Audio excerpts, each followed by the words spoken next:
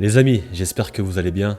Aujourd'hui, nouvelle vidéo Mercato. On va faire le bilan et le récap de ce Mercato hivernal. Il y a eu pas mal de mouvements, pas mal de transferts. Mais j'ai choisi 10 joueurs. 10 joueurs à suivre jusqu'à la fin de la saison. On va checker ça ensemble. Let's go. Forcément, on va commencer par Kvisha. Kvisha Kvaratskhelia. J'ai réussi à le dire en une fois. Forcément, c'est un des top transferts de ce Mercato hivernal.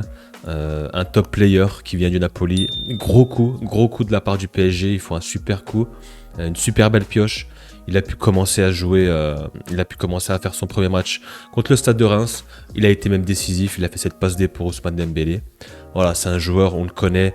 Lors de la saison, lors du Scudetto à Naples, il a été monstrueux, exceptionnel. Et voilà, cette saison, c'était un peu plus compliqué. Il voulait partir, voilà. D'un point de vue salaire, c'est vrai qu'il était resté à son salaire, à son contrat de base quand il est arrivé à Naples. Il n'a pas évolué. L'aspect financier qui a joué dans ce transfert, je pense. Et il est complètement Enrique compatible. C'est un joueur qui a du ballon, qui est bon dans la transition comme dans la possession.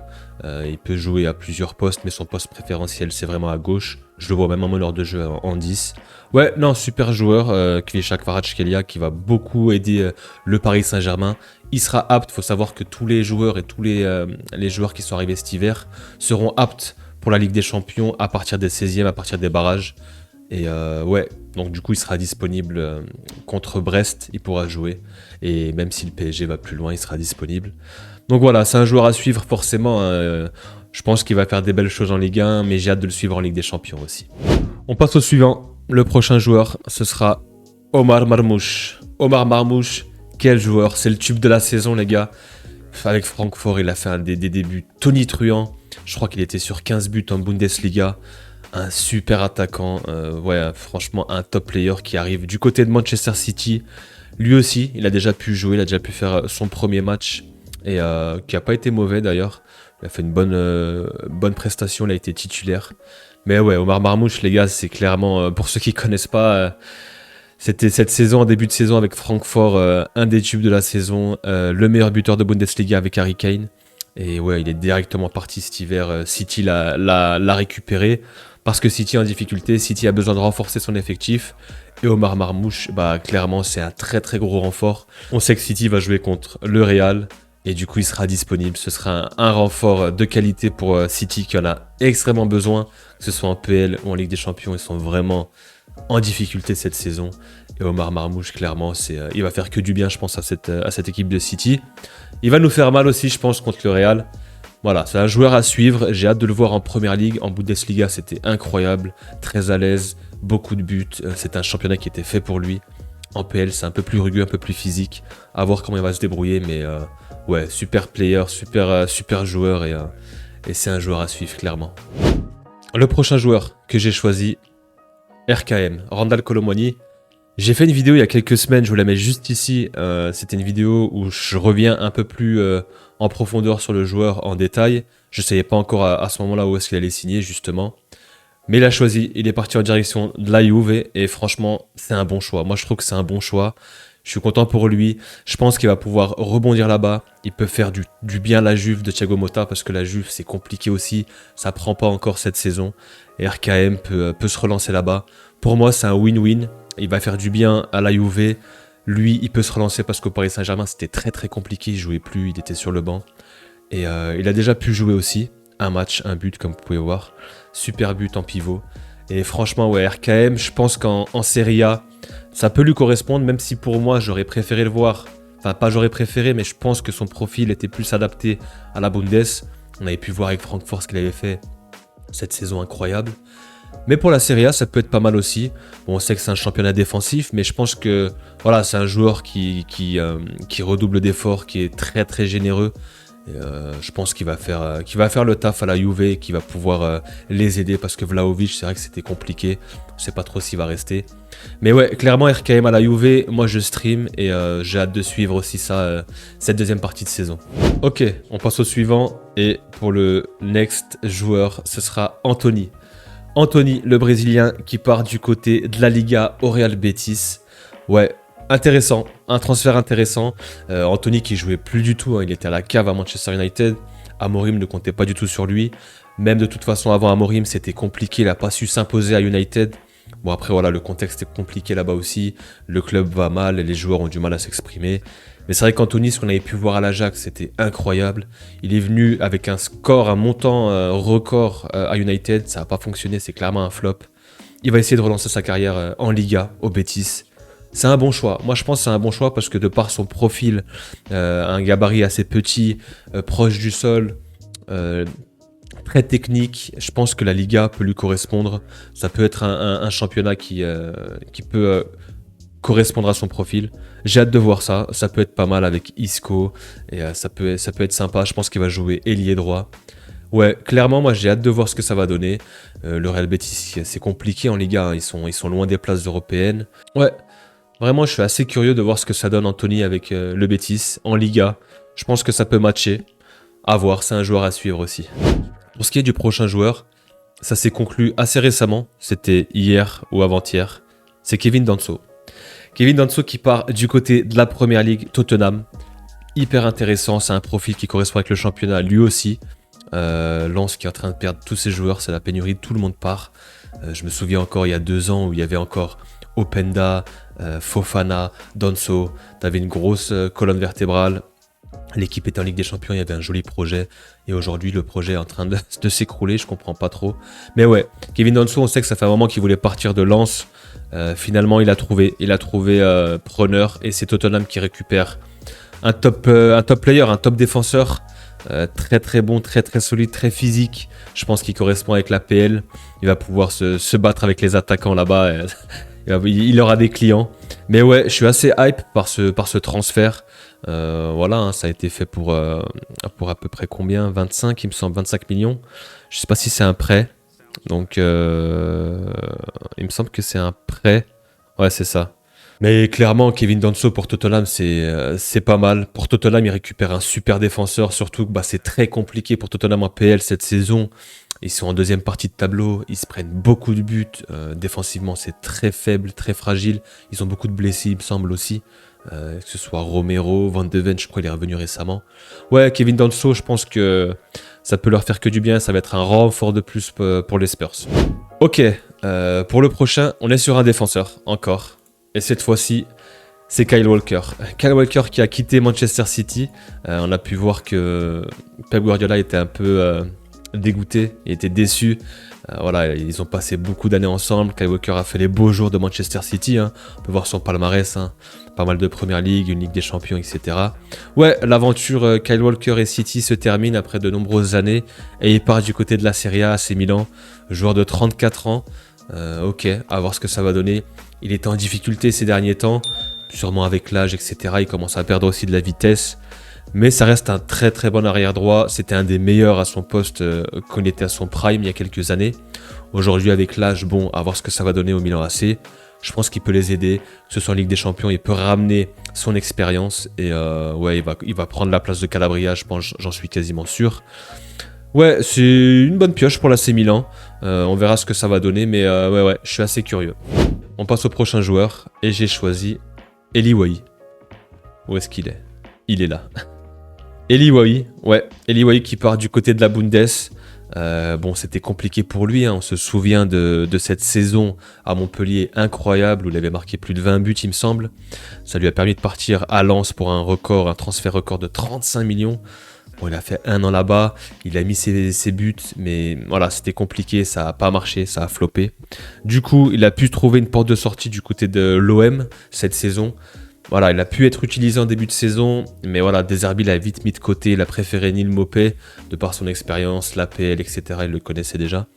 Ouais, c'est compliqué pour Wahi en ce moment, là il retrouve encore une porte de sortie en Bundesliga, je pense que c'est un bon choix. On sait que les attaquants de Ligue 1, les attaquants français en Bundes, ils ont souvent tendance à sublimer, c'est le paradis pour eux. Et ouais, Francfort, il vient remplacer, je pense, numériquement Marmouche, il va jouer clairement avec 2 attaquants devant avec Ekitike. Je pense que ça peut matcher les deux là. Je pense que ça peut être un super duo. Je pense que ça va fonctionner. J'espère pour lui en tout cas qu'il va pouvoir planter là-bas. Je me fais pas trop de soucis pour lui. Les défenses sont très ouvertes. Le jeu est très ouvert là-bas en Bundesliga. Il aura forcément la possibilité de marquer. Faut qu'il retrouve de la confiance. Une fois qu'il va recommencer à marquer, je pense que ça va être comme le ketchup, ça va y aller. Et ouais, hyper hype aussi de voir ce que ça va donner Eli Wahi en Bundes. On reste du côté des attaquants pour le prochain joueur. Et ce sera Amine Gouiri. Amine Gouiri qui part du côté de l'OM. Donc voilà, il fait le chemin inverse. Eli Wahi part, Amine Gouiri vient. Hyper intéressant. Je ne sais pas comment Deserbi va l'utiliser. Peut-être dans ce double numéro 10. Ces deux milieux offensifs derrière l'attaquant. Amine Gouiri, les gars, c'est un super joueur. Moi, j'aime beaucoup. Formé à Lyon, beaucoup de qualité, très technique. Un joueur qui peut jouer un peu partout, qui peut jouer en 9,5, en 10 même presque. Il a une très belle vista. C'est un joueur qui a des qualités, on le sait tous. Sauf que son problème, c'est la régularité. Voilà, c'est souvent par fulgurance. Amine Gouiri, voilà, il est passé par Nice, le Stade Rennais.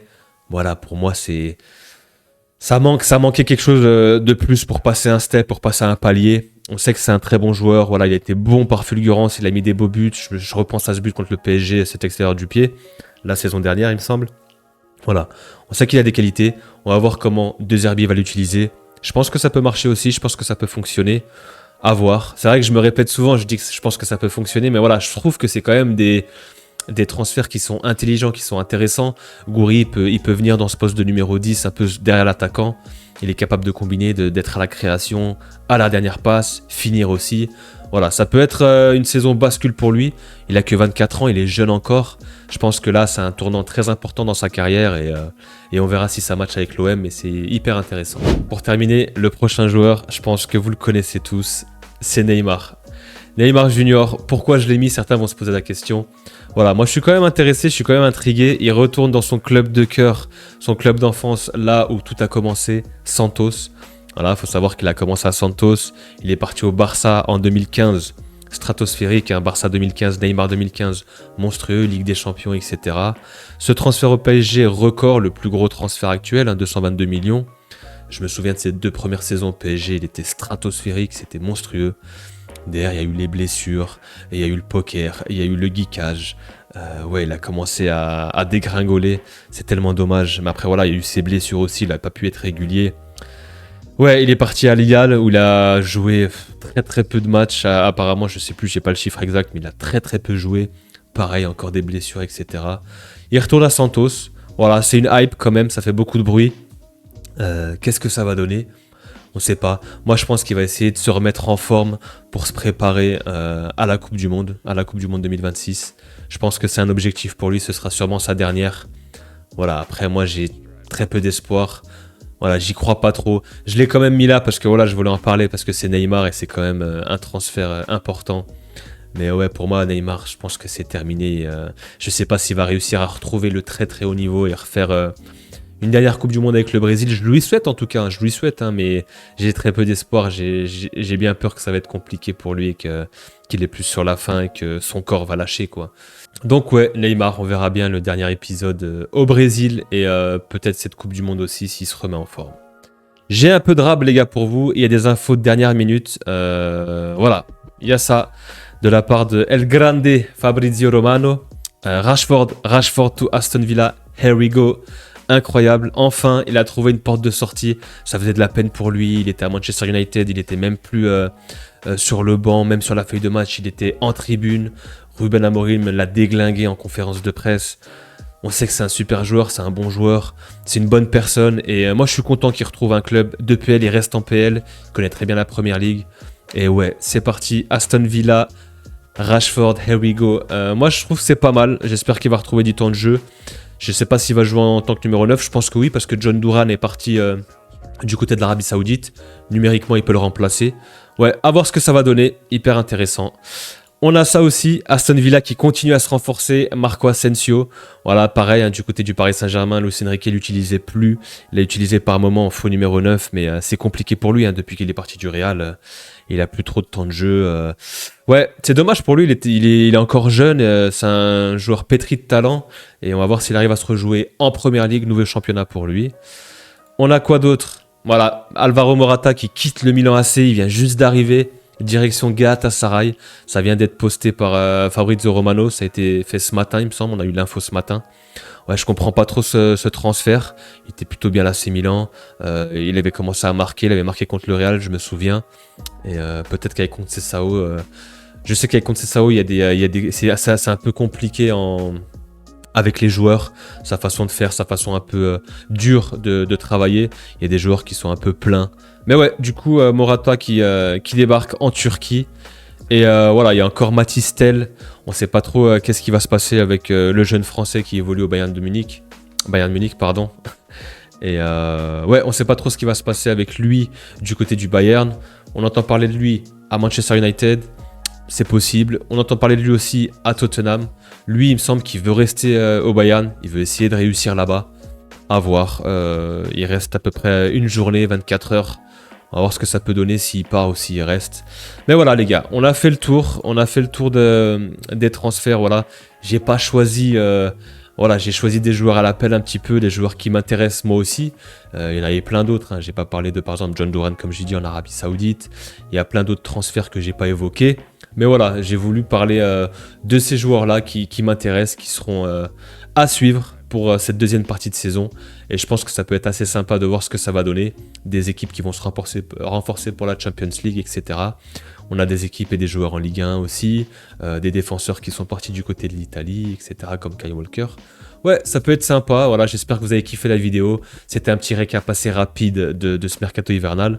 Il y a eu pas mal de mouvements hein, quand même. D'habitude, c'est un mercato d'ajustement.